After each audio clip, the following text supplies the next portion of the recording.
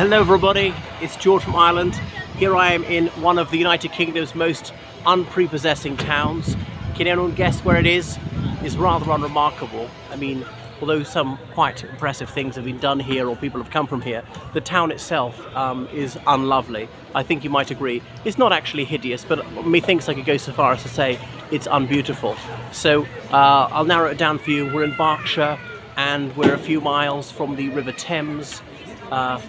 Just north of the Thames. Anything else I could say?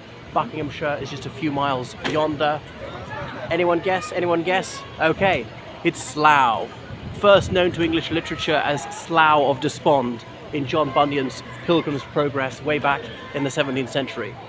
I jest, of course. I mean, Slough of Despond was no one particularly talking about. So Slough, I think it means like a marsh originally, but I've heard people pronounce it Slough, or think it was pronounced Slough and so on. So here we are in the pedestrian area of Slough. Anyway, so it's only about a mile and a half north of Eton, and there's Farnham not too far away. So John Betjeman, in his 1937 poem about Slough, he famously wrote, "Come friendly bombs fall on Slough, it isn't fit for humans now, rain down death." And talk about the bald young clerks who work here, who add people's money, and I think that was supposed to be pejorative, as if you're bald, you're prematurely aged, or you're tedious or something like that. But Betjeman, he was bald himself in the end, but he was fairly youthful then. He was born in 1904, if memory serves. So it's about 33 when he penned this immortal and noble verse. But I really don't think Slough is too bad. It's on the bland side. What else to talk about Slough? So Slough's got a very significant South Asian population, certainly from the 70s. We're close to Southall, which is the centre of the Punjabi community in the United Kingdom. So I remember 30 years ago when I first came to this area, people were saying, oh, the majority of people in Slough are non-white, which is actually not true. I think even now it's quite high, like 40%, but back then it would be much lower, like 20%, if that. So people who move from India and Pakistan here in particular, there's an Albanian community as well. So although we are in England, not too far from London, maybe 20 miles west of London, then in the 1930s, the Great Depression, quite a few Welsh people came here because I suppose it was on a direct line from Cardiff or Swansea to London, and just got off here and sought work in Slough. What else? The Mars bar was invented in Slough. So there's a sort of industrial area, or there's a bit of light industry around. A Mars a day helps you work, rest and play. Anyone who's watched television in this country in the 1980s will remember that advertising jingle. Or other things, the Thunderbirds was this sort of children's series of these little doll characters, and that was made in some industrial lot at the edge of Slough. So you've got all these little shops like that, computers being sold, partly because this place is, what's the word, it's got loads of data centres. They say a third of the world's data is stored here. So some famous Olympians and sportsmen and footballers have grown up in Slough. I don't think Slough's football team is really anything to write home about itself. So it's got a fairly significant station because it's on that main line between Wales and London, as I said. So all these shopping centres, but there's no outstanding site of Slough.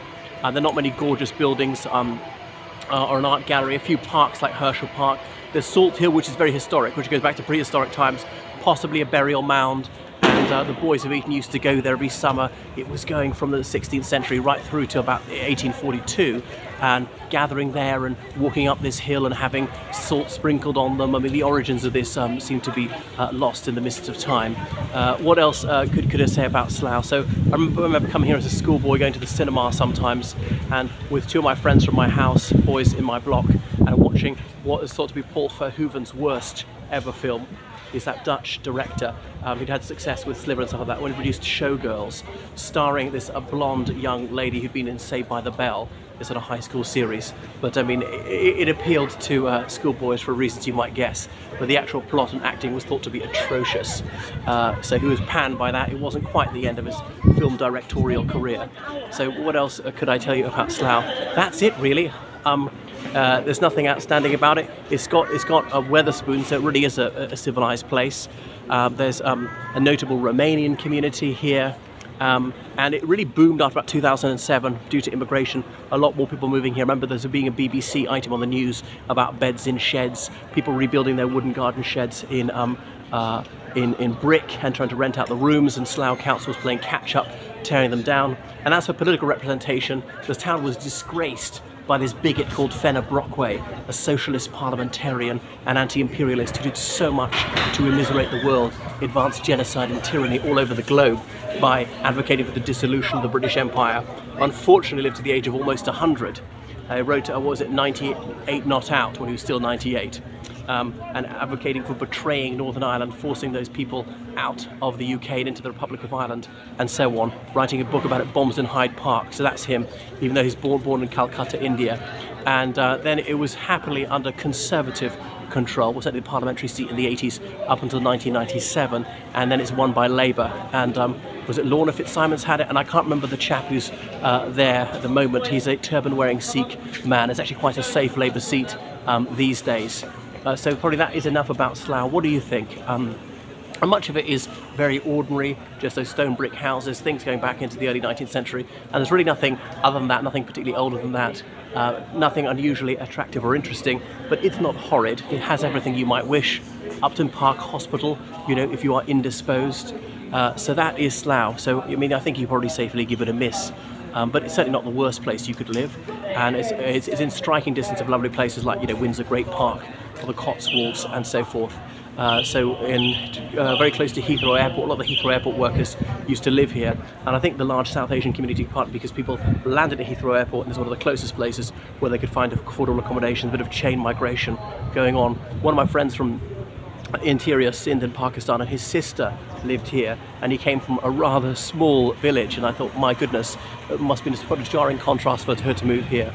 Right, thank you very much for watching my video, so make sure you please subscribe, and on Patreon and donate on PayPal, georgecallahan79@gmail.com. There's a lot of very valuable content, thousands of videos and thousands of articles behind the paywall. So goodbye to everybody from Slough. Toodaloo.